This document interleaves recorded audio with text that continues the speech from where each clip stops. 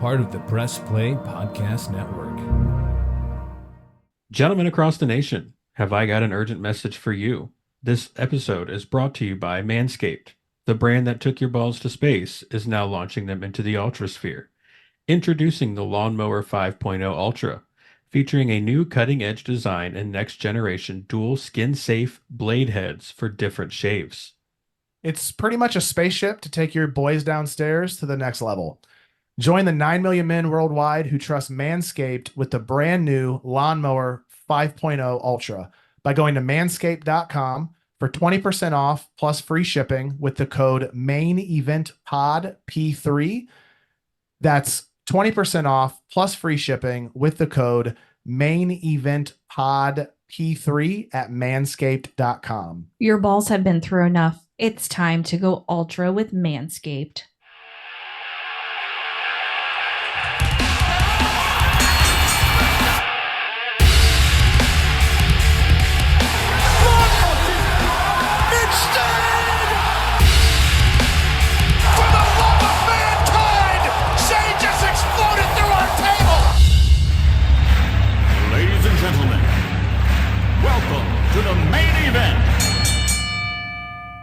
All right, welcome back to the Main Event Podcast. It's been a little bit of time.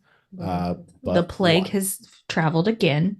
Yes, we were all sick and then things got busy, but we're back and we have a lot to cover. So I guess once again, I am one of our trio of hosts, Danny.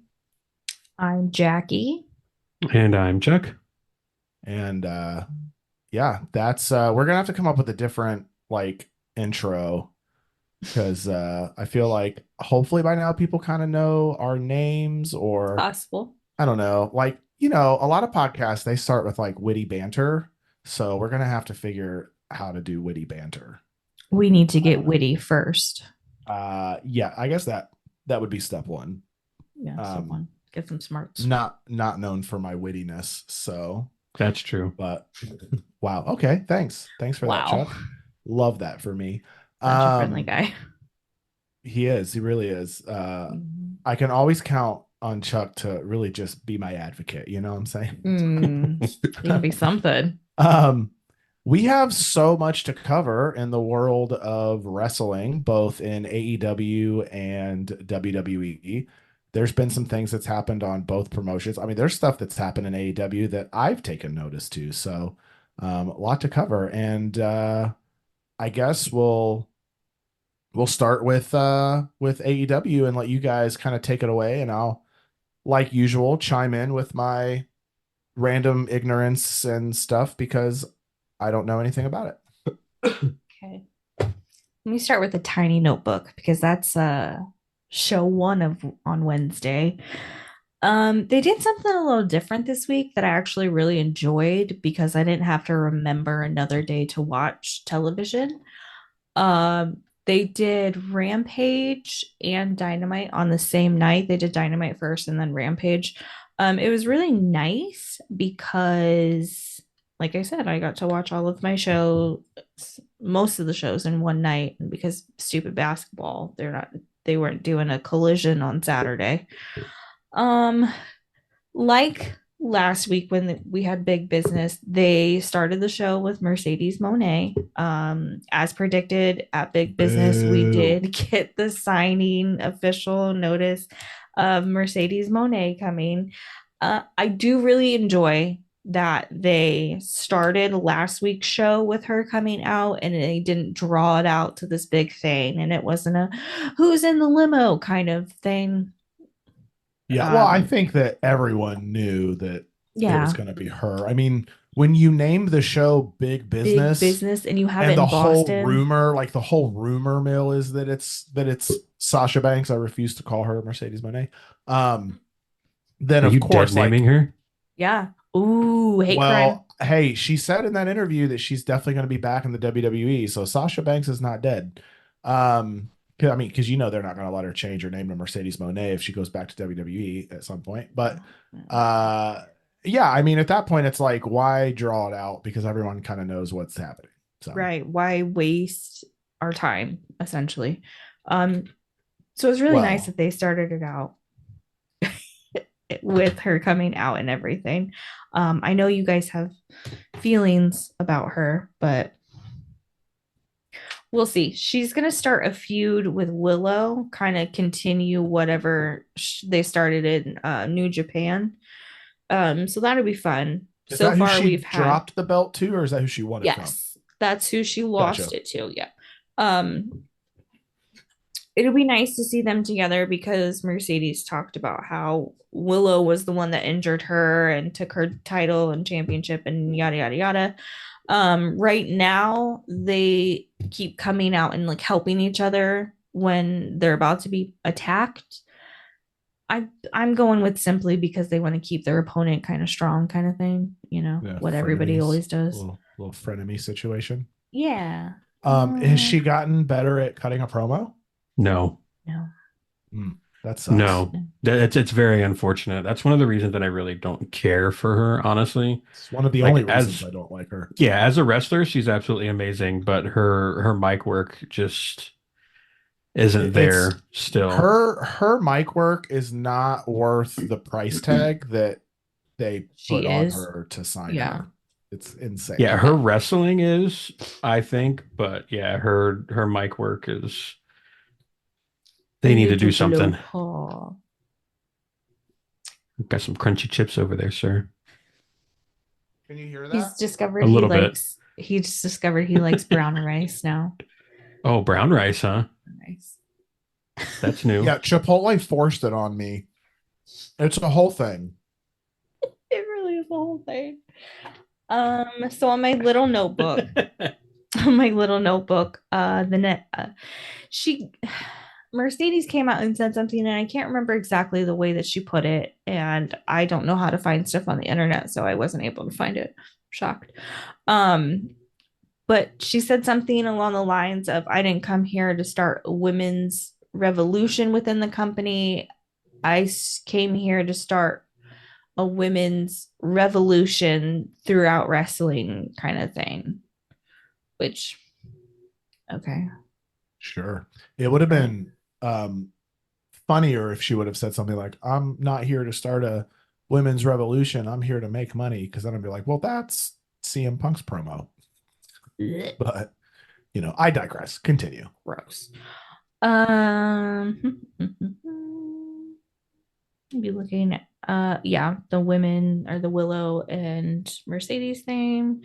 And then we had Eddie Kingston versus Okada. Okada is a new signing that we had show up last week was it last week?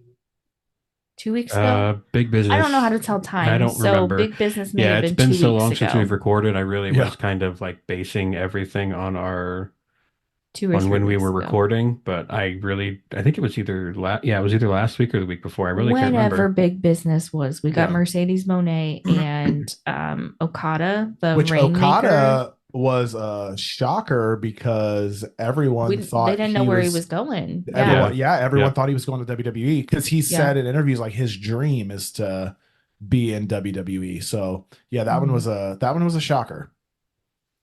He joined that piece of shit Don Callis though, so no, he joined with Nicholas and Matthew. Oh, that's right. He joined with the EVPs. That's right. Because they suspended Adam Page for attacking referees. Suspended. I don't really know what's happening. They suspended him and they fired Kenny Omega from the Elite because they did a promo where they were like, yeah, we don't really know where you've been lately, Kenny. You're not answering our calls or texts. You haven't been showing up to work. Like, what's going on?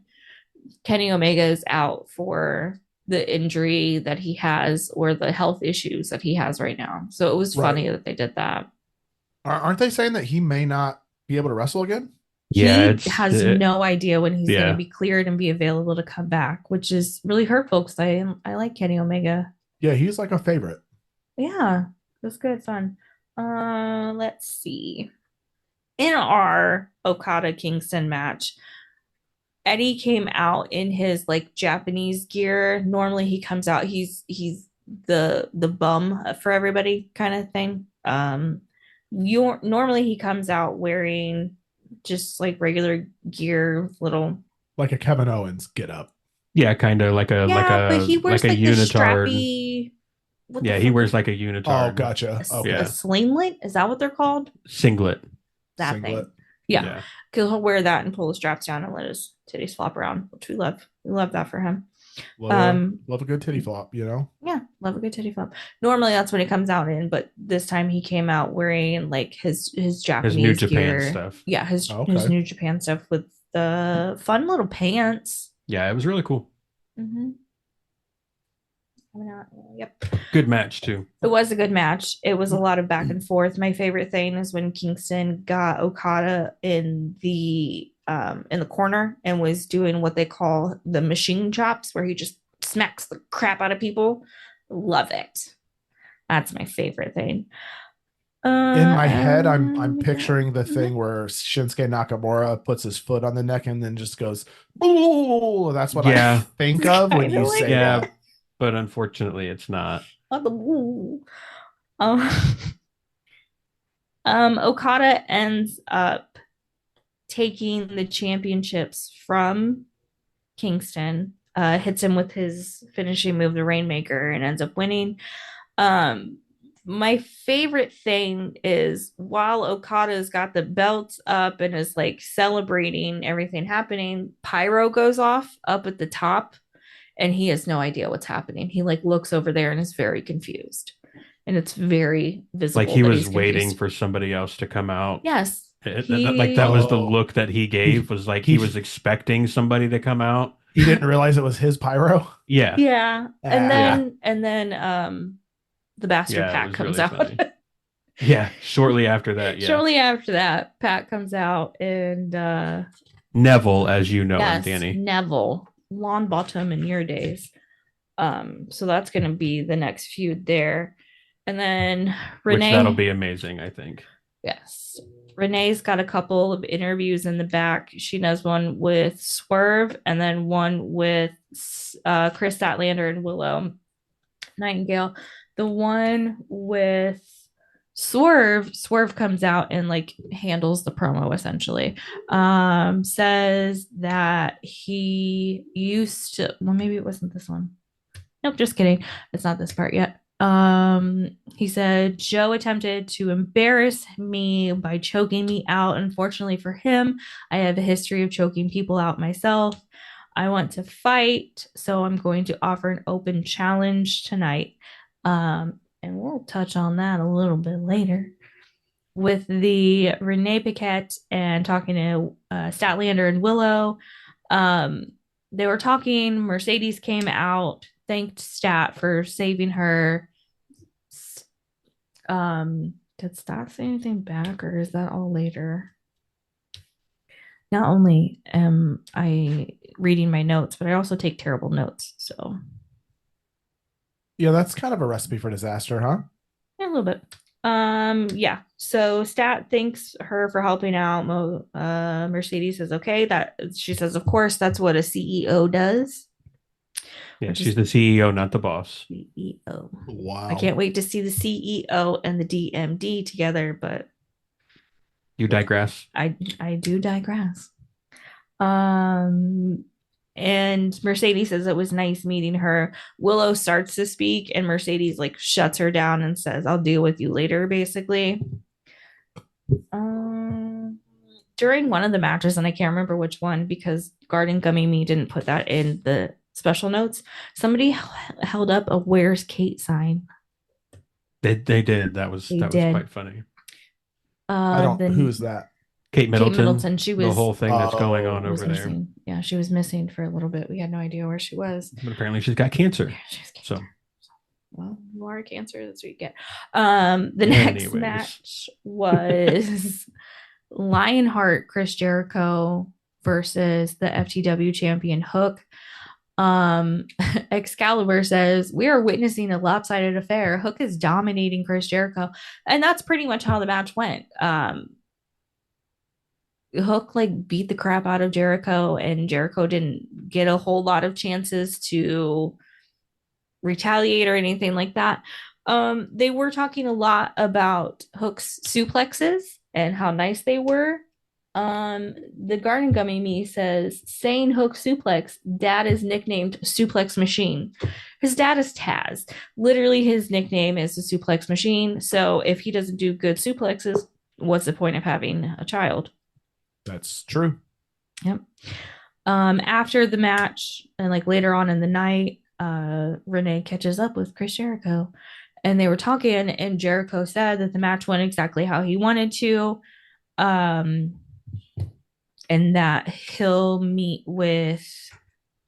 wants to meet up with Hook next week on Dynamite. He has a proposition for him. So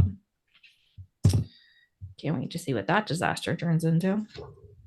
Yeah, I've heard a bunch of stuff online about like people being upset about that Jericho Hook match or whatever.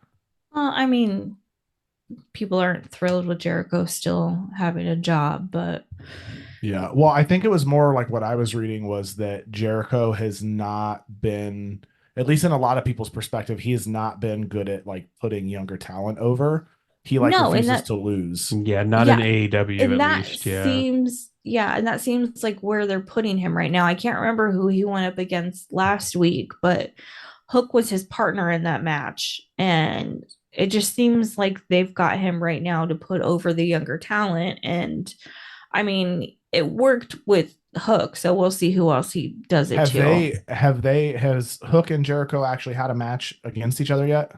Yeah, that was the one that was on this week. Yeah, so I heard against each other. So what I read was like prior to that, like Jericho had a really bad reputation for like refusing to put over younger talent, but then it was like they almost went completely the opposite direction with this match, and it was like overkill. Like he like you're gonna lay down and let this kid run you over. Basically, like it was like they said that it was like Hook just absolutely dominated it. Oh yeah, he kicked his ass. Yeah, it was beautiful. So they were like, "There's got to be some sort of middle ground there." We heard from Adam Cole from the Undisputed Kingdom. Baby. Yeah, baby. Wardlow had his match against Samoa Joe last week for the title. Wardlow was unsuccessful in his match. So Adam was talking about how he was disappointed in him and all this stuff, and basically has him back to being a lackey and watching over Taven and Bennett with their tag titles. And then Roderick beat Orange Cassidy at the last pay-per-view for his Atlantic something title. I can't remember what it's called. Yeah. Thank you for the clarification of there, Chuck. The Continental title. Thank you. I can't remember what it was called.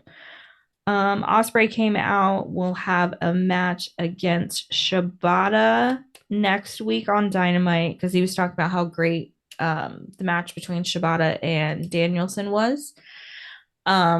And at the next pay-per-view, it will be Ospreay and Danielson. I think I love Will Ospreay. I've heard he's starting to gain a lot of momentum. He cuts good promos. I like his work in the ring. He's very good. I think I might be a fan of his. That's right, bruv. Yeah, bruv. I don't remember what that was. It's a crown, but I can't remember why.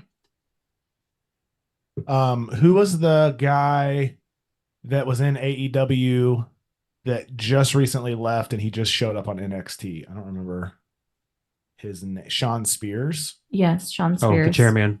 Yeah, he is on yeah, he was the chairman. I don't know, he's perfect. Yeah, but he was damn it. I don't know. It's gone. They called him the chairman in AEW. Yeah, I guess he's carried like a chair, and he's really fucking good. I really liked him in AEW. Yes, I think he's carrying over like the same type of gimmick, because I think he showed up in NXT and like attacked someone with a chair. Wasn't he on main roster before? Yes. Okay, that's what I thought, because he's married to one of the Iconics. Yes. Yep. I can't remember which one, but I remember her. I think it's Billy. I think it's Peyton. Okay, so see, I neither one wish of they us would. know. I wish WWE would bring them back. I actually really liked them. They were Yeah, hilarious. they were fantastic. My turn. Yeah, I used to love like when they would come out. Just I would Iconic. iconic. Yeah, I would laugh. And it wasn't even just that catchphrase. Like the catchphrase was funny, Them. but just everything they did was hilarious. I just loved their gimmick. Mhm. Oh my And then gosh, they can you they imagine split them them up, and with then yeah. yeah, they lost their sparkle after they split them up, but could you imagine the Iconics with Ron Killings? Oh my God. It would be funny. And I know you guys probably don't know much about her, but the Iconics with Tiffany Stratton would be Oh my iconic, god. actually, I because she's funny. I like her a lot. She seems precious. Well, that's her whole I character. don't She's like daddy's yeah, girl, like Barbie, like a yeah. pain in the ass. Yeah. She is the like oh, she almost has like the Chelsea Green type gimmick where like she's the Chelsea like the Green. yeah, like she's like the Karen, like but it's like it's like the attitude of like I'm in like entitled and just like Mhm. I am the like I should get everything I want because like I'm daddy's like girl or whatever. Um but still has that like kind of let me speak to the manager kind of energy. So I like her character quite a bit as a heel. And she's I guess like she is getting ready to have the rocket strapped to her. Like they're pushing her pretty hard. That's good. I'm glad they're doing that with Female talent. yeah. Yeah. Yeah. The companies are notorious for kind of burying their female talent. No matter which company you go to, they're all Yeah. not fantastic at that. That's been the case. I think that Triple H has done a really good job in that. Like he's I would Double H. hope so. Yes, I would hope so. As Paul being a girl dad, he would put some focus into the women's division. Um, we'll see. So I don't know where this is on your notes, but I know that Edge did the I Quit match with Christian, I and have three apparently it was pages, pretty 4 good. pages of notes on that match. It was Just a that great self. match. It was a really great match. I've rewatched it several times this week and it drove my husband insane about it. My favorite parts were Spike. He was always my favorite Dudley. And the fact that Adam Copeland has a bat now, which is nails shoved in it, is fantastic. I think we should all have one. Which he has named Spike, by the Which way. is That's named where the Spike. whole Yeah. Spike thing comes from, Danny. So you're not just trying to figure that out. Piece here, pieces Yeah, I mean the together. first thing I thought of was Spike Dudley, but whatever. See? Yeah. The crowd had such a great reaction to the entire match, which I would hope they would with them being with their hometown crowd. Fans absolutely loved when Adam came out and absolutely hated when Christian came out. Before the bell even rang with both men in the ring, the holy shit chants started. It was a really good match. It was so good. Like I said, I've got 4 pages of these notes from this match. Of course, Christian came out by himself, but towards the end of the match is whenever his goons showed up. I don't know if you saw how the match ended, but the match ended with Nick Wayne and Killswitch handcuffed to the ropes. Shayna Wayne, Mother Wayne, ended up running out of the ring, getting my hopes up that a Beth Phoenix would arise, but alas, it did not. Christian ended up handcuffed to the ring, getting hit in the groin a few times. Yes. Adam came, like, hit him in the groin with Spike, the beautiful bat. I would like to emphasize that he didn't get hit in the groin a few times. He kicked him in the ding ding probably like So 20 The times. Ding ding. I'm dead. in the ding ding. It was so absolutely many amazing. times. It was so beautiful. It made me so happy. Yeah, and then he draws back with Spike, hits him in the dick with Spike. He still didn't quit after that. And then he raises Spike over his head and goes to hit Christian in the face with it. And then that's when Christian Quit. said, I I quit. quit. I quit. I quit. So Edge actually, Adam Copeland actually got to keep the TNT championship this time. Yay! Good. Hopefully he has a decent run. Though I will I say hope that so. like it seems like Christian really revived that title. He did. Yeah. Yes, 100%. Because they just kind of gave it to whoever whenever it first Yeah. started. I mean, Sammy Guevara was really good as a TNT Sammy champion. had it, and then oh my gosh, who's that one guy? Bald guy came out with a really obnoxious guy that reminded me of the guy of the guy, so many guys, of the guy that would come out with Jack Swagger. Oh, damn it. I Scorpio can't. Sky. Yeah, that's the one. Scorpio Sky had it for a little bit. I haven't seen him for a while. Not sure where he is, what he's doing. I thought that I had seen something that he signed with WWE. I thought. I don't know. I could be wrong. Probably. Who was it? Yeah, but Scorpio Scorpio Sky. Scorpio Sky had it for a little bit. Hmm.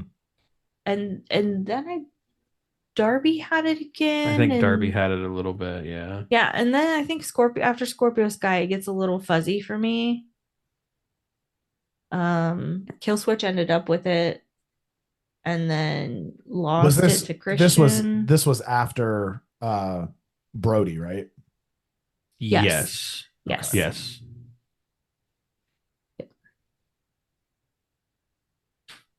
Yeah, because honestly, we didn't really start watching AEW until after Brody had passed. Yes. Yeah, that was sad.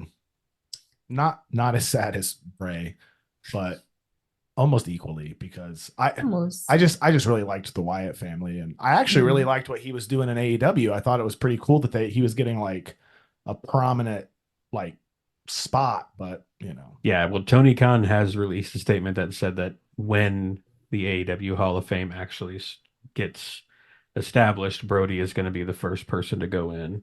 I love that. He said it was Brody and somebody else. It's Sting. Oh, yeah, that's right. It was Sting. So Edge is the TNT champion now. Adam Copeland is, yes. Yes. Oh yeah, that's right. Edge. You can't spend like almost 30 years going by Edge and then just me.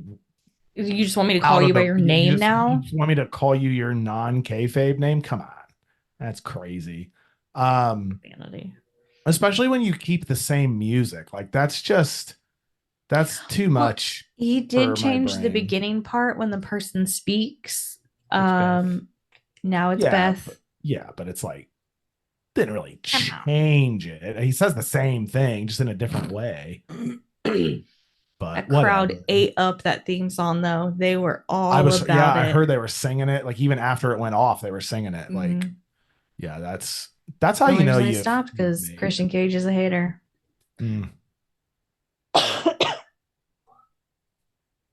it. Sting is officially retired, huh? I At least cried. that's what everyone's saying, though.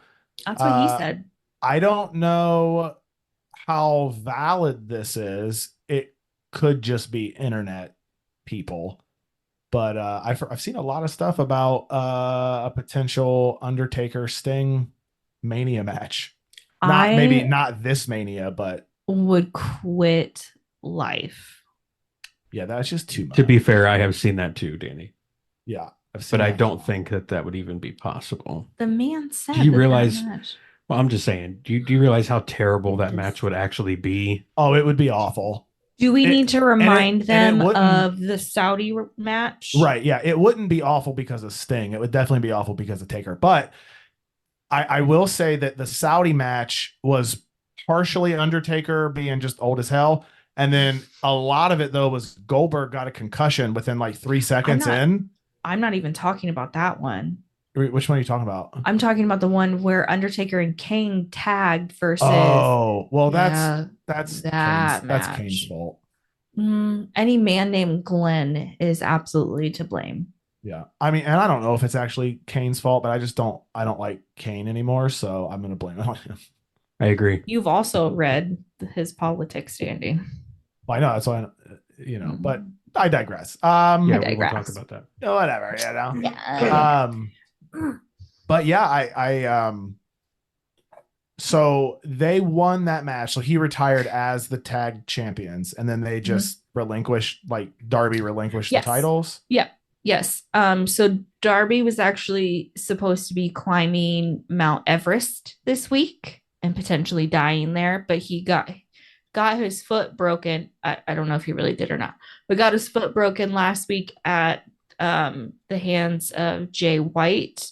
So in my normal wrestling notebook, I found a sheet that said something about me being excited to me having feelings about the Acclaimed and the Bang Bang Scissor Gang teaming up, like the Bang Bang Scissor Gang being a thing. And I was like, well, that's funny because they just turned on each other last week. So there goes So do any you think plan of you that. think they like broke his foot to just write him off so that he could climb Mount Everest? I don't know. But I feel like if he broke his foot, if it's a real thing, he should be thanking them because people literally die Oh, climbing right. Mount Yeah. Everest. That And seems like he a even stupid said thing a to do. couple of things about, oh yeah, well, if I don't come back, then this will be my last match. And I'm like, Right, shut like- the hell up. Bro's like 95 pounds soaking wet anyways, so like climbing Mount Everest probably isn't a good idea for that guy. And he Yeah. doesn't That would be give a- a that would- damn that- about his body either. Yeah, it'd be like a double retirement match. You just didn't know it until later. Surprise. So Could you dumb. imagine? That I'm would reading- be crazy. I'm reading through some of my garden gummy notes. Literally, the one just says handcuffing with an exclamation mark. I'm dead. Don Callis is so hated by everybody he comes in contact with. Whenever he was out talking on Wednesday, I couldn't hear him because the crowd was booing him so hard. He's getting that Dominic Mysterio treatment, huh? For real? Yes. Yeah, he's getting the Dominic Mysterio. Tom and Nick. Yeah, Thank Tom and you. Nick. I'm Tom dead. and Nick. That's so funny. Oh, I need to add that to my notes, actually. Osprey might be one of my favorites. Where's K-Side? Crowd singing with Adam Copeland's music. We love a good homecoming story. Adam Copeland's pants were blue for hockey team Toronto Maple Leafs. Yes, and I was correct. It was a Bruins jersey that was taken off of the other Which guy. is crazy because that's Boston, so that doesn't make any sense. Maybe they hate each other. I don't know how many hockey teams are in Canada. If they're called hockey teams or They are. clubs or tribes, I don't know. Clubs are. Did you just say tribes? Yeah, I don't know. Clubs are soccer. Yeah. I knew that. Sports They're ball. football. Any other pressing AEW news? Mariah May is creeping me out being dressed up like Tony Storm. Oh, I did see that, and I was confused because I was like, wait a second. So it That looks started like the same person. I thought it it was. started at the old pay-per-view and I was like, oh cool, Tony Storm's coming out in old gear when Deanna knew her and yada yada yada. And then like she pulls the glasses down. I was like, that's Mariah May. Very creepy. Yeah, she pulls it off very well. She does. It's weird, like I said. Like Buffalo Bill is how we're gonna end up. Tony Storm better be using lots of lotion. I think Mariah May wants to wear her skin. Do they have like the you remember back in the day the like Mickey James Trish Stratus thing going on? Sorry, I just died in my game. Bro, focus. I am. It's Do you yes remember and that? no. Yeah, because Mickey was like trying to be like a super fan and wanted to be like her. Yeah, she was like a stalker almost. Yeah. Yeah. So it's not quite like that because they are buddies. Mariah follows her around with her little butler, Luther. So it's just weird. It is very weird. Yeah, I wish I would have used Toni Storm better. She's really good. I don't like this timeless Toni Storm thing. I think it's gone on long enough. At least it proves that she can do good character work. Yeah. She's a character, all right. I'm dead. On Rampage, it was Best Friends, Orange Cassidy and Trent Beretta versus two guys from Don Callis' family, Will Hobbs and Kyle Fletcher. Ended up, because they're doing like a tournament to see who goes against each other for the tag titles. So Best Friends came with the win, which always makes me happy. Big fan of Trent Beretta. I think he's adorable. She would like to wear his skin. I might. Want to wear her skin. His mom seems super cool. She drives a minivan. She does. She drives the minivan into the arena into matches. Wow. It's amazing. With Trent and Chuck Taylor and Orange Cassidy usually in the back seat. Drops them off. Just like drops them off out by the ramp. Going to soccer practice. That's incredible. Yes. That's actually a hilarious gimmick. It's fantastic. I love it so much. And their team is called great. Best Friends. Best Friends. Oh my God. Yeah, it's Trent Beretta, Chuck Taylor, Orange Cassidy, and then there was Chris Statlander at the beginning. Statlander was in there, and that's actually a brilliant gimmick. That's hilarious. It's so good. I love it. And when they're doing like interviews and stuff, they'll put their hands in. And I love when everybody does interviews and stuff with Renee, because I think she's hilarious. I think she's funny. I think the way she mixes with the talent is really nice.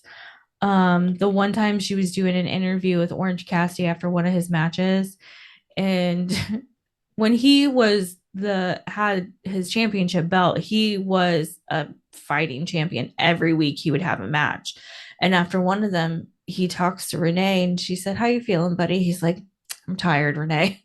And she said, "Me too." Yeah, and pat him on the back. I love them. Yeah, she's really good. I hated her on commentary, but I didn't really care for her on commentary either. Yeah. But guys are haters. Well, but the thing is like commentary is just a different thing. You know what I mean? Like the hater rate. Commentary. Well, and I will say this, like commentary, not only is commentary just a different beast, commentary under Vince McMahon was even worse. Oh, right. And so like to have like Vince screaming in your ear and then like trying to like live call play-by-play stuff. I just didn't like her at that. It's the same way that I didn't like Byron Saxton on commentary very much. Bro. But Byron. I like him, but I do like him as a backstage interviewer. He's funny, like as an interviewer backstage. So yeah, and I think they always had more like flexibility backstage, obviously, than what they did when you've got fucking Vince screaming in your ear. I think it's almost opposite. Like I'm pretty sure those backstage interviews are almost entirely scripted. I mean, to an extent, but like to like show through. But yeah, like commentary is different because while it is like scripted, you've got someone yelling in your ear, like changing stuff around. You've got to like be able to adapt on the fly. And I don't know. I just didn't think it came off as super authentic when she was doing commentary. It just sounded like she was. She came off sounding too ignorant, and I don't think she is.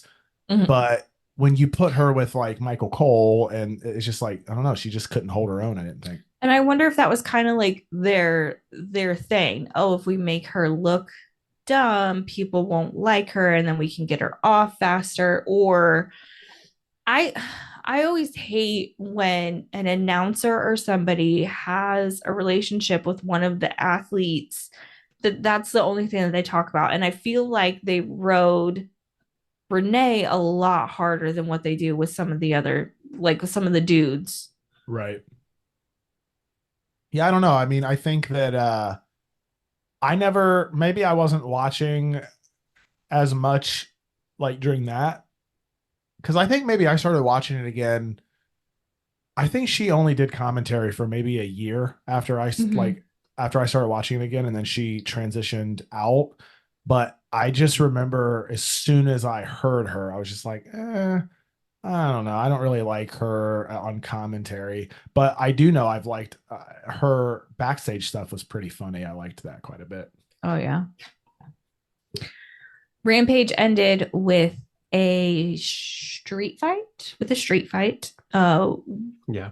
Willow Nightingale and Chris Statlander versus Sky Sky Blue Blue and Julia Hart. and Julia Hart. Julia Hart is like the women's champ right now. Um, is well, I guess one of them. What did she have? The TBS title? She's the Yeah, TBS she's a title. TBS champion. Yeah. Um, this Willow's been in more street fights than any other woman in the locker room. Um, they came out, Willow and Chris came out with Stokely Hathaway as right now he's like their, what do they call them, like valet Valet. managers. Yeah. I remember at one point somebody said something like that looks like something you would wear to a club, and Stokely said, "You might never been in a club."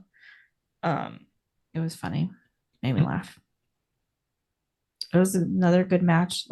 I like the violent matches when somebody's bleeding.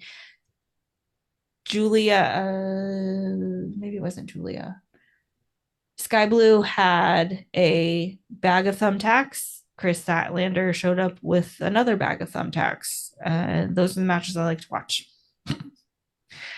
It ended up with, Those are definitely entertaining. they're my favorite. With Sky Blue and Julia Hart getting the win, with Mercedes Monet coming out because they were trying to beat up somebody after the match was already over, and we're not playing nice. So the CEO has to come out. Yeah. Boss and CEO. Mm-hmm. You guys seen CEO. that TikTok channel, that lady? Boss and CEO here. Never mind. It's really stupid. It's not very funny, but That's the one where you're now reminded me of my that. new employee. Yeah, like you're my new MVP, like most valuable employee or whatever, and then just gives them a bunch of extra work for no You extra got pay. promoted. Brochures to hand out. Yep. Yes. That Oh older yeah. lady. Yeah. Yep. That's I remember that one. Which she's actually very young. Yeah. Really? Yeah. Just makeup and like a character she does. Nice. Okay. Well, it works. Pretty interesting. Yep. We're still talking about it. So clearly it works. All right. Danny, what do you have? I have a whole list here. Not bad. So I've tried to put it in maybe not chronological order, but at least like topical order.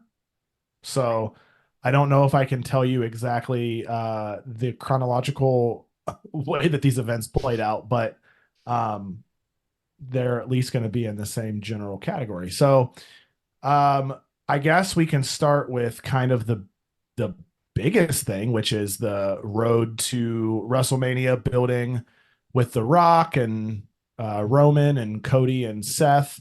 Mm-hmm. I will say that like this build has been really good.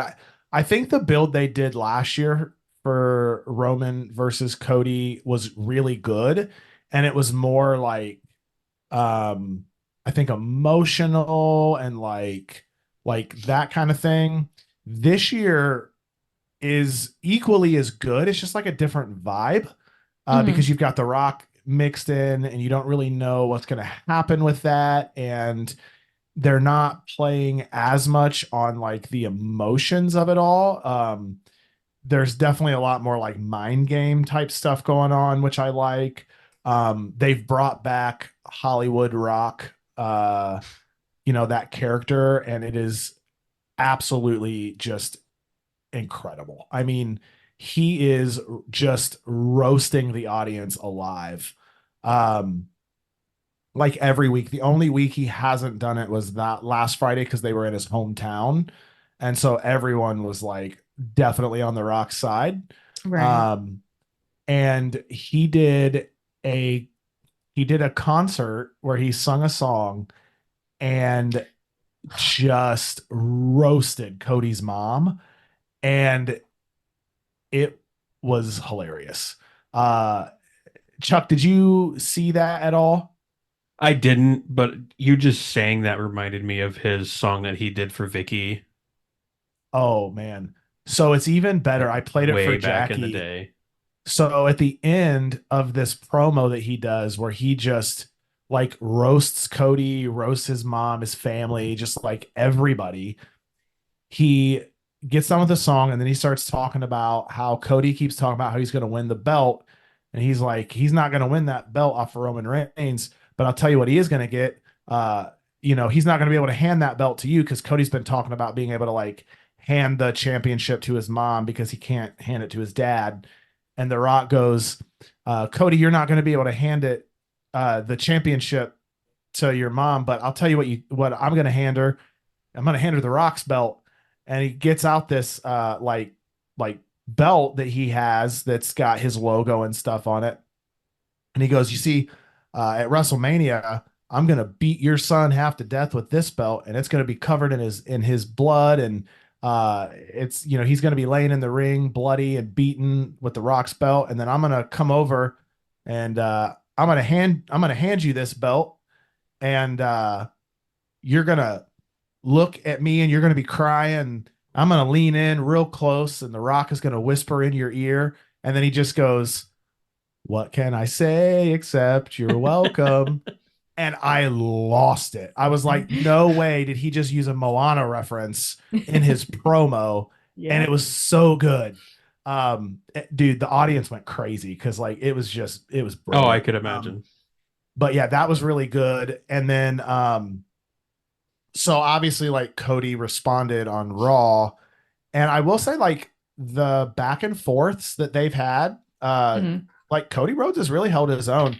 So there's been a lot of backstage turmoil, I guess, with them allowing The Rock to just like be a lot more PG-13 than anybody else.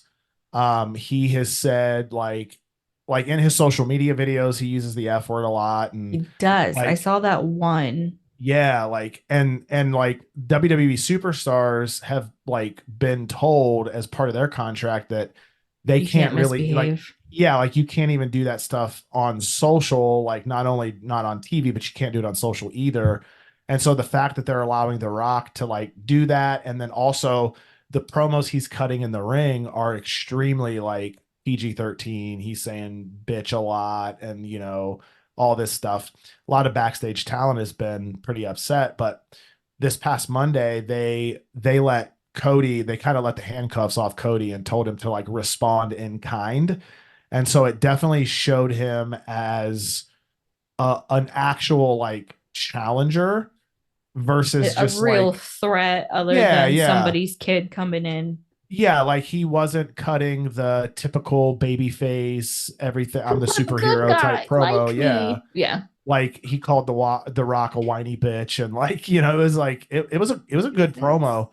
Um, and then on Friday, so Monday night at the end of Cody's promo, Paul Heyman comes out and basically says, Roman Reigns is going to be on SmackDown on Friday, and he has given me a message for you to say if you will show up Friday on SmackDown alone, then Roman Reigns will show up Friday alone. Like it'll be just you and him in the ring face to face, no bloodline, Yeah, you He know. right. knows how to do that. Yeah, right. And so Cody obviously agrees, and it's like the whole thing. And then Friday, they do their little thing face to face, they're alone. And then Roman, though, through that whole promo is just like, you're an idiot, you're a fool, like you're stupid. Like, why would you You're dumb, like dumb, why doo doo would you do head. this? Yeah, like I mean, and so Cody tries to shake Roman's hand. Roman was like, screw you, dude. Like, I'm not going to do that. Gets out of the ring. And then you see Solo and Jimmy in black hoodies coming through the audience. Because you don't know And who that is. Right. Like, It's a right, mystery. yeah. Well, I mean, do they weren't something trying else. to hide it. They did the hoodies more for the audience, I think, off camera, so there wouldn't Oh, be crazy probably. hype prior to like them revealing themselves. Because That like way as it soon as could That's come fair. in like a yeah, mystery. yeah, like as soon as the camera hit the hoodie, like they weren't trying to hide the fact that it was Solo and Jimmy, right? Mm. So Solo and Jimmy get up and they are standing next to Roman, and Roman's like out of the ring, but not quite up the ramp. Like he's like at the bottom of the ramp. And so all three of them are standing there, and Roman's getting ready to like sick him on Cody. But then Cody steps up to the ring like the against the ropes and just kind of smirks and does like a head nod.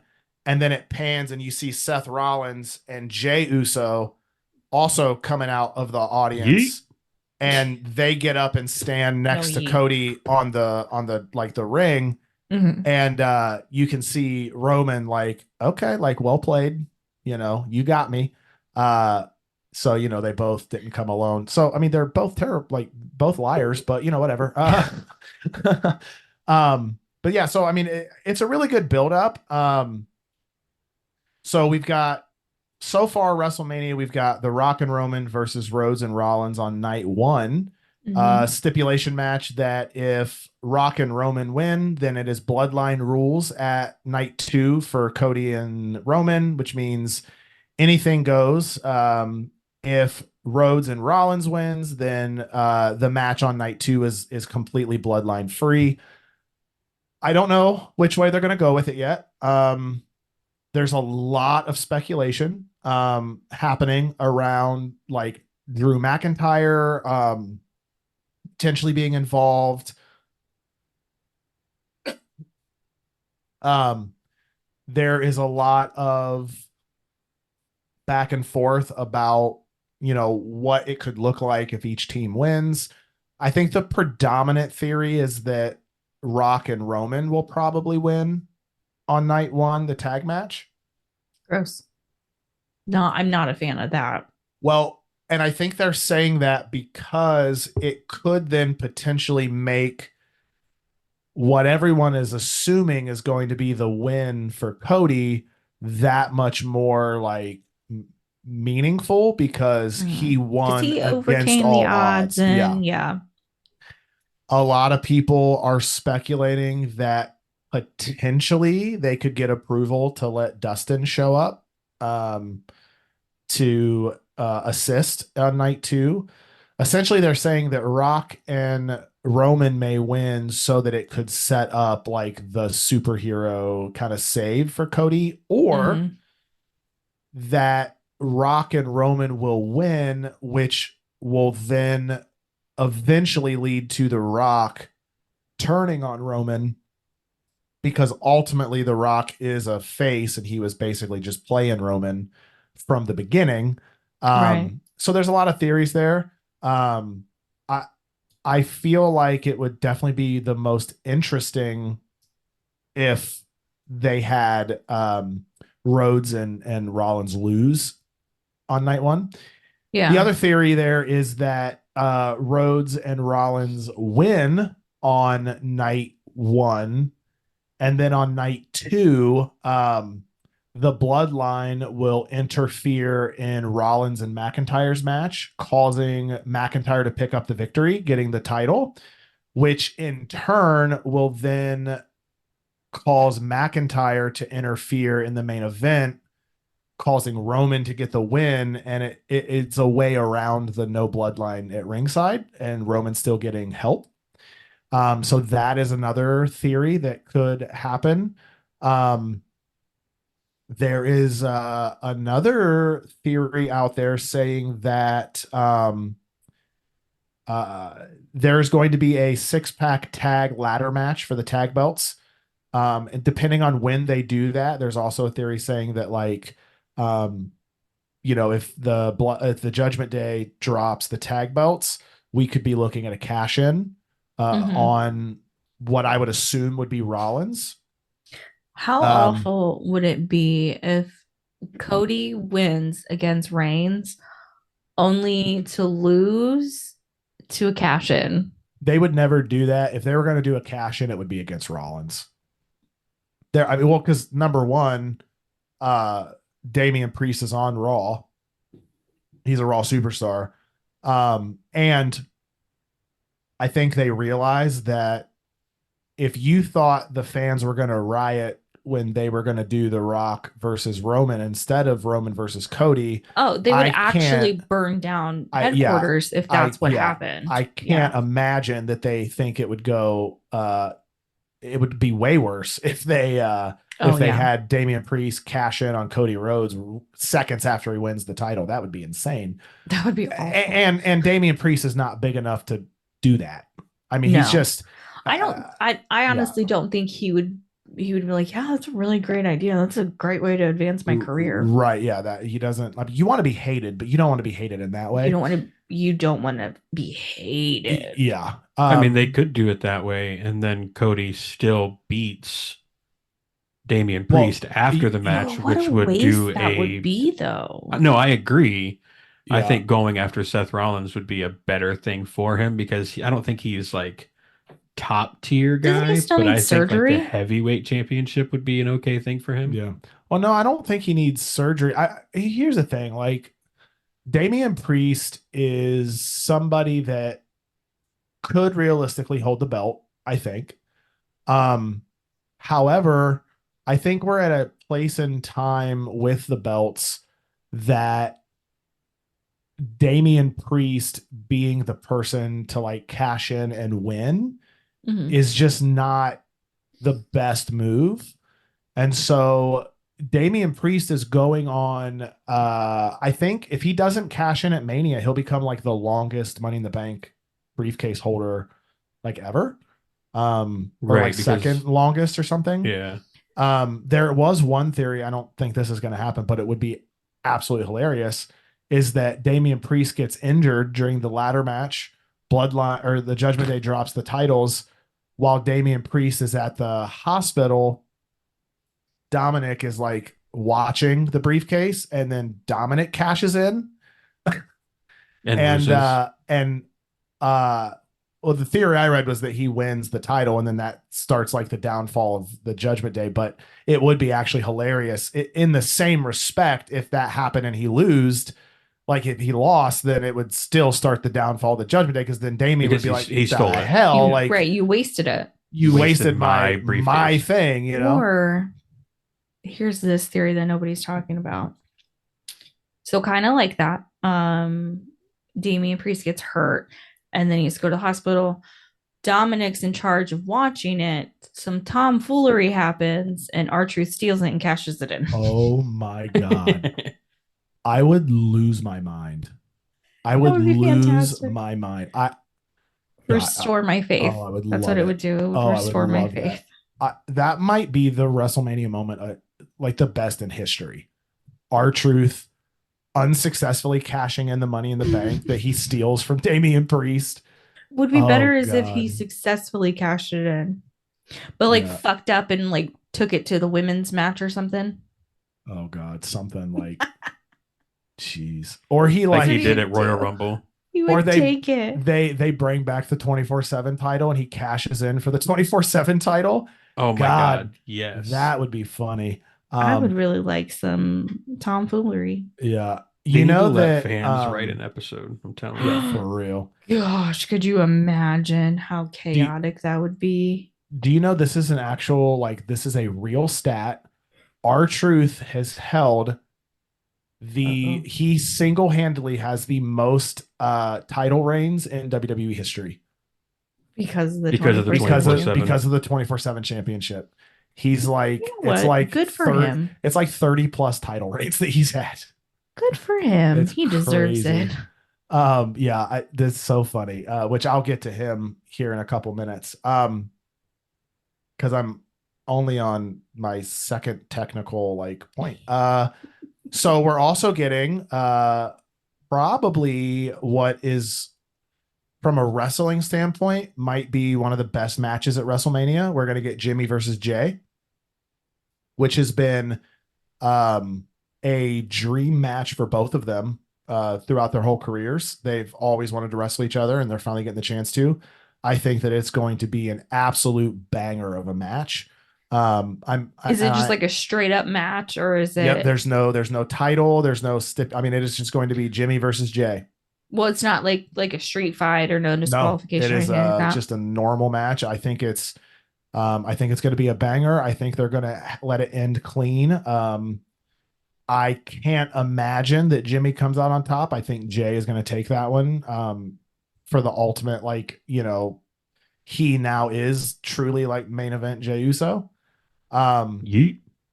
Fun fact, this is now the second year in a row that Solo has not had a Mania match. He's been involved in Mania storylines, but he's not had a match at Mania since he's went to the main roster. We're getting Rollins versus McIntyre. I think that this whole like bloodline thing has overshadowed this match. Yes. McIntyre has done a good job trying to keep it relevant, but this was a match that was thrown together because they had to pivot because CM Punk gets injured. And they also had to pivot because of the backlash of Rock versus Roman. We're just gonna make it a tag match. Yeah. And so like I think that they kind of did the best with what they had. And I think it's going to be a really good match. I think somehow it's going to play into the overarching story of everything that's happening. But I think that from a build-up standpoint, it has gotten lost in the sauce a bit. And McIntyre has like been very clear about that. Like, I think that's also cool that they've worked that into his promos, where he's basically been telling Rollins, like, you're not focused on like what we're going to do at Mania, and like you need to be, because right, like you don't get focused. I'm gonna sneak up on you. I'm taking that from you. Like, you're so worried about this bloodline stuff that you're like forgetting that like I'm gonna beat your ass, like, basically. Moving on to the women's division, I think, and Chuck, I know that you're not gonna care, but I've been saying this for a while. I think we are getting ready to see a Bianca Belair heel turn, which I'm so I might excited like it. about. I think you will. I'll give it a try. I think you will like her as a heel, way better in a face. Didn't you say when she was in NXT, she was a heel and she was like so much better? Oh, she was incredible as a heel when she was in NXT. Yeah. Her like whole gimmick, I don't know, it just works better when she's a heel. But so essentially what's leading up to this is obviously we've got Bayley versus Io Sky. And so Damage Control has been like attacking Bayley every week, essentially. Dakota Kai did like a just massive bait and switch. Essentially like came to Bayley's rescue and was like, I'm on your side, I'm with you. And then like literally 2 weeks later, like turned on Bayley and was like, you're an idiot. Why would you ever think that I'd be on your side, type of a thing. And so now it's been Damage Control attacking Bayley like every turn. Well, Naomi has been coming to Bayley's aid and like checking on Bayley and like trying to like be a friend. And Bianca Belair has taken issue with that. And she's come up and been like, Bayley, like, you're getting exactly what you deserve. You've went around here like absolutely terrorizing the women's locker room this whole time. Like, you knew, she's not wrong. Like, she's absolutely justified in her in like what she's saying. And it basically told Bayley, like, you deserve everything that's coming to you. I don't feel sorry for you. And has been basically telling Naomi, like, stop sticking up for her. Like, you weren't here when they did all this stuff. And Naomi is basically like, yeah, like, I wasn't here and I can't do anything about what happened when I wasn't here, but I'm here now. And obviously, like, she needs help. Like, I've known Bayley for years. Like, I'm sorry that stuff happened while I was not here, but what do you want me to do? I'm here now, so act right or get fucked up. Yeah. And so like that's caused like Bianca and Naomi to like not feud, but like not Bianca's be on the basically best terms. Yeah, like Naomi's like essentially like having every week to like take Bianca Belair aside and be like, let's talk, calm down, like, like, come on, like, because she's coming to the aid of Bailey. I think that will eventually result in Bianca Belair potentially turning on Naomi. I do like that they're using Naomi for a storyline. They're having her come out and look like fairly strong. She did get beat down by Damage Control on Friday, but then Bianca Belair came out to like the rescue, but Bailey wasn't really involved in that.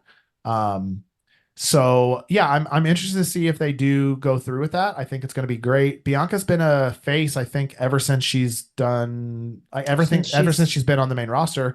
Yeah. So I think a heel turn for her is well more than time. A little required. I think everybody should be a heel at some point. Yep. We on Monday we got a last woman standing match, Nia Jax versus Becky Lynch. It was a banger of a match. Here's what I'll say. I like during Nia Jax's first run in WWE, I agreed with like basically everyone on the internet that she was not very good. She wasn't very good on the mic. She hurt people. I'm dead. She just like was actually like all around was not a very good talent. Yeah. I also heard that she had some heat backstage quite a bit. Was not liked. Yeah. At least that's what they made it seem. That could be because she was also on that one season of Total Divas. And I think that maybe they spread that a little bit for the show because like, she was kind of viewed as not very nice on that show, I think. However, I will say that this run that she's on now is incredible. Her finisher that she's doing now, I can't remember what they're calling it, but it looks absolutely devastating. Like it literally looks like it is like murdering whoever she does it to. She essentially gets on the second rope and then just like jumps and sits on them. Oh wait. So she does Yokozuna. Yeah.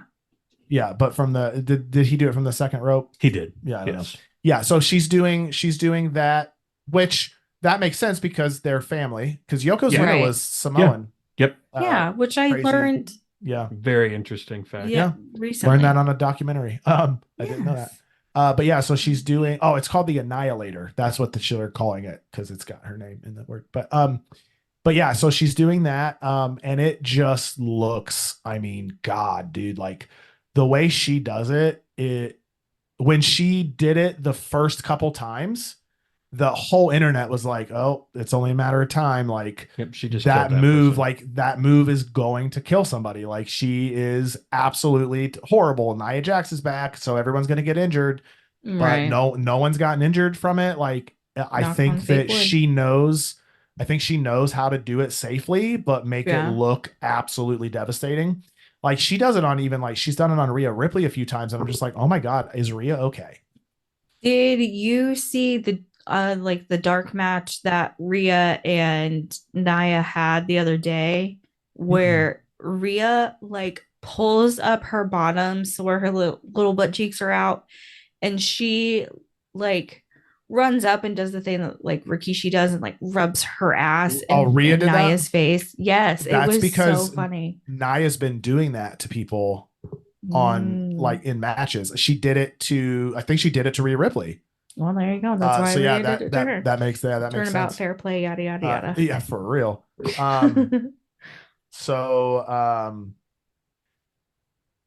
yeah, they did a last woman standing match. So fun fact, Becky Lynch has never beat Nia Jax in a one-on-one match until Monday.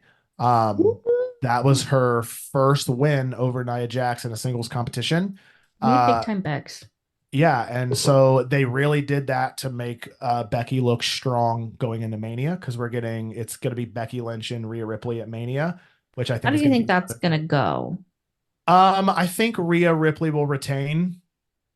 I can't see them taking the title off of Rhea just because of how much momentum Rhea Ripley has. Mhm. And I think Becky Lynch has lost some of her steam. I think Becky Lynch is absolutely still a main event player, but like even though Rhea Ripley is a heel, I think the fans are really behind Rhea Ripley. Like Not she every heel is, is hated. yeah, like she's hated, but like also people cheer for her. Like they Mhm. like her, you know. It's actually weird. Like when she does stuff with the Judgment Day, she gets booed a lot. But it seems to be that when she is acting like within the women's division, people are all about it. Like they really like her. And I think it's because some of the matches that she's done have been a little ambiguous. Like Nia Jax is a straight up, like, no questions asked heel. And they did Rhea versus Nia Jax at Elimination Chamber. And so, Right. like, Rhea Ripley definitely came off as like the face in that bout. And Yeah. she's been very much in the vein of like everyone can get it. Like, it's not like she's not like attacking people from behind out of nowhere. Like it's like if you want it, like everyone can get these hands kind of a thing.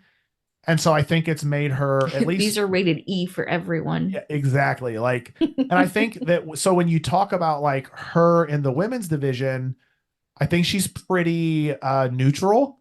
Um, but she's definitely a heel because of her affiliation with Judgment Day. So Right. it's like she's walking that line a little bit, and I really like it. I like the stuff she's been doing. She's been kind of evolving her style a bit, and she just looks menacing as hell. Mhm. Um, like just like this, almost like an evil jester type of a thing. Like it's crazy, and I like it a lot. So yeah, we're getting Rhea and Becky at Mania. I think that's going to be a really, really good match. I do think that Rhea will probably win. I'd actually be really kind of shocked if they had Becky go over on that because I Oh think it yeah. would. I could also see though that um, I don't know. I think that when Rhea Ripley first won the belt, they were not having her engage with the women's division enough, and they were all about her in the Judgment Day. Yeah. And I think they realized that and they course corrected though, because she's been way more active in the women's division and a lot less active in like the overarching Judgment Day stuff. They've definitely let the Judgment Day kind of like separate out their storylines. So like you've got Damian and Finn Balor, they're kind of handling their stuff, and Dom and what's like Big Head is like doing their stuff like kind of as their like backup, and Rhea Ripley is almost being viewed as like the like she is Oz essentially, like she's pulling the strings from kind of behind the scenes in the group but not as in your face about it, and she's been focused on her like division. So with that course correction, I could see them having her keep the title. Because my only argument for having Becky win is that then they could have Rhea Ripley be more directly involved in what they're doing with the Judgment Day. Right. Um, but I don't know. I don't know how that's going to play out, but my gut says that Rhea Ripley will retain. Um, we've had a bunch of qualifier matches for the six pack tag ladder match. That match is going to be crazy. Do Um, they have everybody figured out who's going to be in it now? yes, it is Judgment Day, Uh-huh. um, uh, DIY. Johnny Gargano and Tommaso Ciampa. You've got Awesome Truth is going to be in it, so that's going to be fun. I hope they Um, win. Uh, it's going to be funny. I mean, whatever happens, it's going to be If hilarious. nothing else, it's going to be I funny. could, I could see them winning. Legitimately, I could see them winning God, and going into a proper feud with the Judgment Day. that would be Uh, nice. yeah, that would be Nah, absolutely Truth is going to hilarious. turn on Miz, and Judgment Day is going to win. He's going to be I R-Truth and get doubt it. confused. I mean, if that happens, it'll be in a funny way, but um, I'm looking up the all the All the rest of them. yeah, because I don't remember all of them. Um, oh, the New Day. Um, Yes. oh, there are two teams that We haven't figured out yet. they haven't figured out. It's they're doing a tournament on SmackDown to determine the last two teams, I believe. Um, yeah, so it's Legado del Fantasma, New Catch Republic, um, and then there's going to be those are the two teams that have advanced in the tournament, and then there will be one more team, but I don't know who that is. I would assume that New Catch Republic will probably end up going to Mania, and that is Pete Dunne and Tyler Bates. Pete Dunne was Butch. Um, they Oh, Okay. finally, okay. From yeah, the Brawling Brutes. they finally let him have his like actual like wrestling name and That was the gimmick skinny back. one, right? Yes, yeah, the one with the long hair that did like the joint manipulation. Yeah. Yeah, that's Pete Dunne. That was his name in NXT. When he got moved to the main roster, Vince McMahon changed it to Butch. It was stupid and everyone hated it, but Triple H finally let him change it back. And then Tyler Bates is a new call up. He's been on NXT for a while. I think he was the UK NXT champion for a while. Hmm. He's really good. He does this thing. It's so cool. I don't know like how he figured it out, but uh a lot of times when he goes to like bounce off the ropes, he goes frontwards, but then he like does this flip and his shoulder blade, like his head goes like under the top rope and his shoulder blades hit the rope and he bounces back and does like an elbow. I think he does an elbow or whatever, but it's the coolest thing ever. And they're a really good team. I think they've got some steam behind them. So I have a feeling that they'll win. And also because Legado del Fantasma, they're like embroidered in a feud with the LWO. So it doesn't make much sense for them to like For put them them in to, the ladder yeah. match. And then there's obviously I think there's one more team. So it's 1, 2, 3, 4. Yeah, there's one more team. Um, but so Awesome Truth did their qualifier on Monday, and they were up against Inda Share, which is the Indian, the big freaking Indian guys Mhm. that what's his face manages. And they walk by R-Truth and the Miz, and R-Truth goes, "Man, I feel sorry for whoever has to fight them tonight."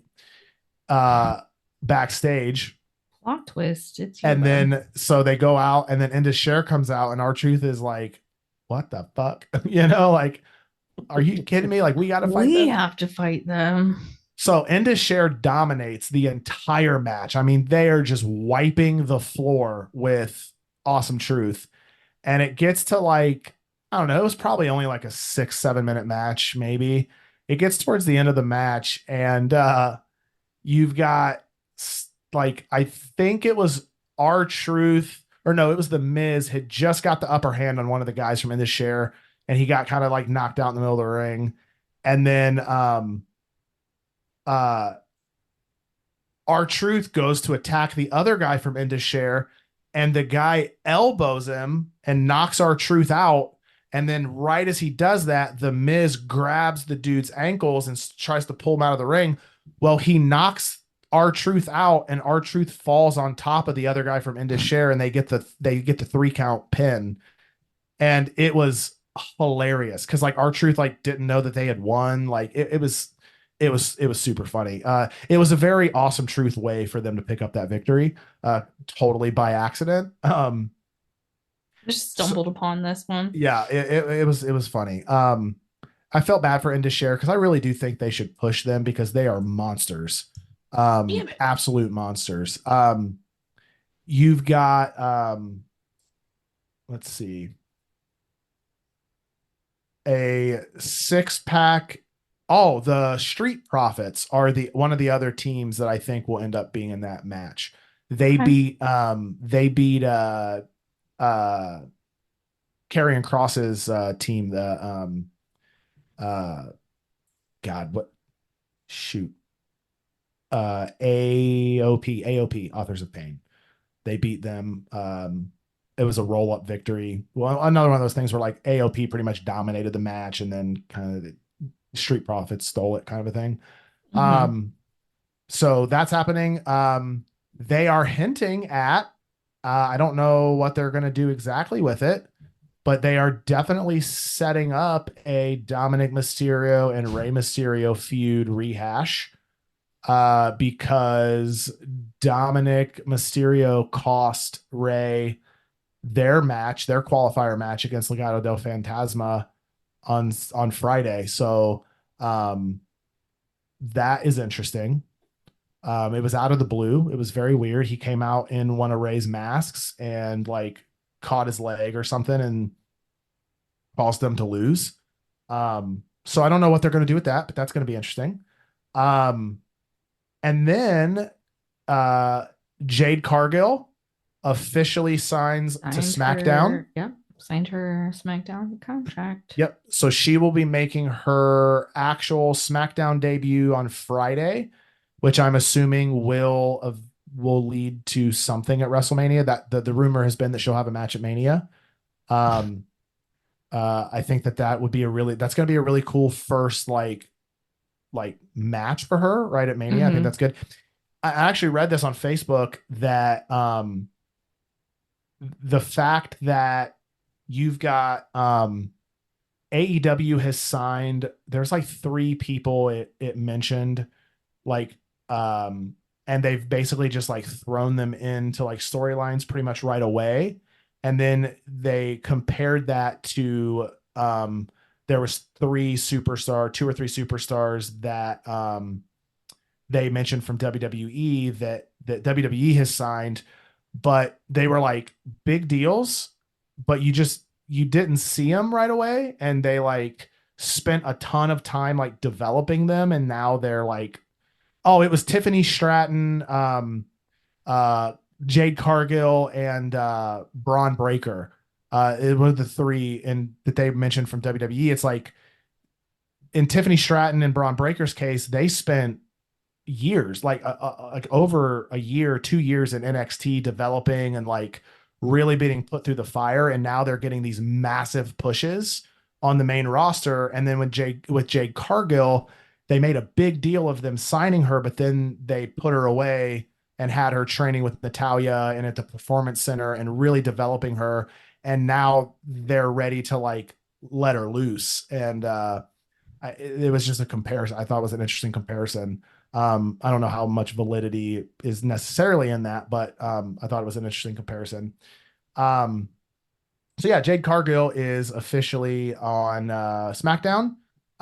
We're getting Logan Paul versus Randy Orton versus Kevin Owens for the United States title. That's going to be an interesting match. I think that it's going to. I was excited to see Logan Paul versus Randy Orton, but the fact that they've made it a triple threat, it's going to be interesting. I would assume that Paul is going to drop the belt probably to Orton. Maybe they do. Maybe they strap the title to Kevin Owens. I don't know. Hell, they could have Logan Paul retain and that, like, I don't know. He's like, I think he's still considered part-time, but he's a lot more full-time than, he's on a lot. I think his contract re-sign, I think it's like a damn near full-time contract. I don't know if you guys saw this, but Prime is going to be the first in-ring sponsorship in like decades. I did see that because I saw the memes. Yep, they are officially going to put ads on the mat. I think for like PLEs. Yeah. So I saw that. I don't know how I feel about it, but we'll see. Let's see. This is the last thing I had. I think it's an interesting comparison. I read this and I don't know if I agree with it, but I definitely see where they're coming from. So they've got LA Knight in a feud with AJ Styles. I think it's going to be a decent feud. I'm assuming it'll be a match at Mania. But what a lot of people have noticed is that LA Knight is still universally loved. Everyone goes crazy when he comes out. They love him to death. But his promos are not hitting as hard as they used to. And a lot of people are saying it's because LA Knight's promo style is very similar to the way The Rock does his promos. And now that you actually have The Rock back cutting those like How rock, can you compete with that? yeah, Right. it's like, so now you've got LA Knight coming out doing that, not a copy, but like a very similar shtick. And when you have the creator that is You got the doing it, originator yeah, over you've got here. like you got the OG, like it's not going to be as effective Yeah. when Just you're doing it. And doesn't so hit it's the like, same. yeah, it's not hitting the same. And that could be, and the reason I say I don't know if I agree with it is because it could be because like this feud that they're doing with AJ Styles and LA Knight, like it is a mid-card feud. Like it's not main event, it's not the storyline, it's not It's the just bloodline. Like a match there. it's a match. Like they're building to it, they're doing a nice build to it, but it's not like giving important, like it's not being given importance. And so I think that could be the reason maybe it's not hitting as hard, just because they're not giving it that same level of attention. But I Right. definitely see, I saw the comparison. I was like, oh, that's actually interesting. Like that is, it's almost like if you had um Stone Cold back more full time and then also tried to do stuff with Kevin Owens. It's like It's the they are same thing. very similar, like in their Right. That torch has style. been passed. Yeah, it's like it wouldn't, like Kevin Owens just would come off as kind of second rate, you know? So I thought that was an interesting comparison. Uh, I don't think it takes anything necessarily away from LA Knight's like momentum, because like I said, everyone loves him still. Like everyone's doing the LA Knight, yeah, like they all still like cheer when he comes out, but definitely a different, definitely a different vibe. Yeah, I thought that was an interesting comparison. But yeah, so the only other thing that I didn't write down was we are definitely getting a very interesting build up for the Intercontinental title. It's going to be Sami Zayn versus Gunther. A lot of people thought it was supposed to be Chad Gable. A lot of people are upset that it's not Chad Gable. They are definitely leaning into that. Chad Gable and Sami Zayn like confronted each other backstage on Friday, and Chad Gable was like super butthurt about what was going on, and Sami Zayn was like, "Look, man, like no hard feelings. Like the better man won. Like I don't, you know, I still admire you. Like." And Chad Gable's basically just like, yeah, but like this meant more to me than just the title match. Like this was my redemption. Like, this was supposed to be me. Like there is nobody else that should be doing this other than me. And Sammy basically is like, um, I just like, I don't understand. Like, and so finally Chad Gable kind of gets a little upset and goes, you want to know why? Like, it's because you can't beat Gunther, and like kind of walks away. That obviously gets in Sammy's head. They have this whole thing where they sign the contract and Gunther's playing mind games, and um Sami Zayn very visibly like shook, walks out of the ring, and they did a very weird thing with the camera this time that a lot of people took notice of. They followed Sami Zayn all the way up the ramp backstage into like like they followed him with the camera as he walked away, and that's actually how they introduced the awesome truth with Indus Share, like, oh, I feel bad for River has to fight those guys. It was the end of them literally following Sammy all the way into the back. Dude, so they're starting to experiment with the camera stuff now that they've don't have that same guy in production anymore. But then later on that night, Sami Zayn confronts Chad Gable and goes, what did you mean when you said I couldn't beat Gunther? Like, why? I need to know why you think that. Like, you basically saying like he's in my head now. Like, I need to know why you said that, why you think that. And Gunther says, Sammy, like you've built your career on being the underdog. You find the opening and you take advantage of it and you come out on top, and you are always the one that's going to like take the open opportunity, and you're going to capitalize on that window of opportunity in every match. And that's how you've been successful. And he goes, you don't get that with Gunther. He's a different level. Like there is no window of opportunity with him.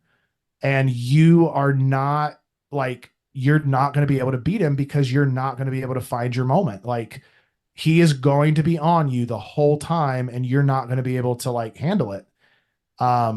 And so they ended that with like Sami Zayn being pretty visibly like, oh shit, you know.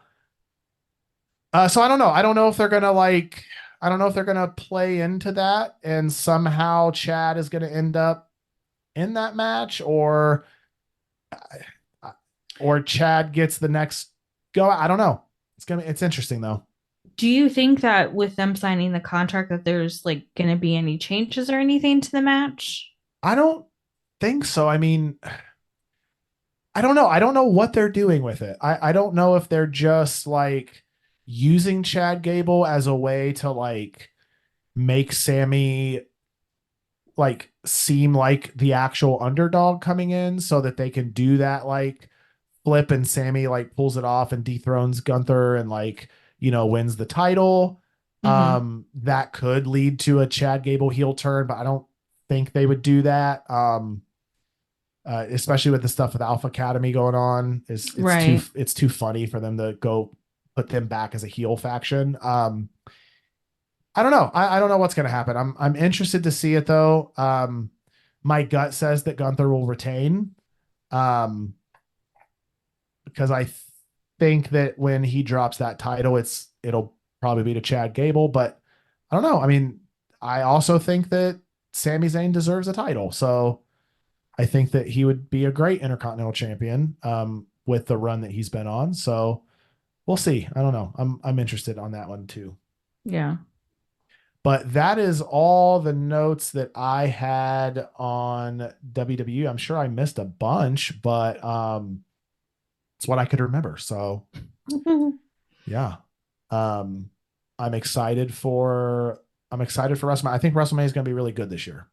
When is it?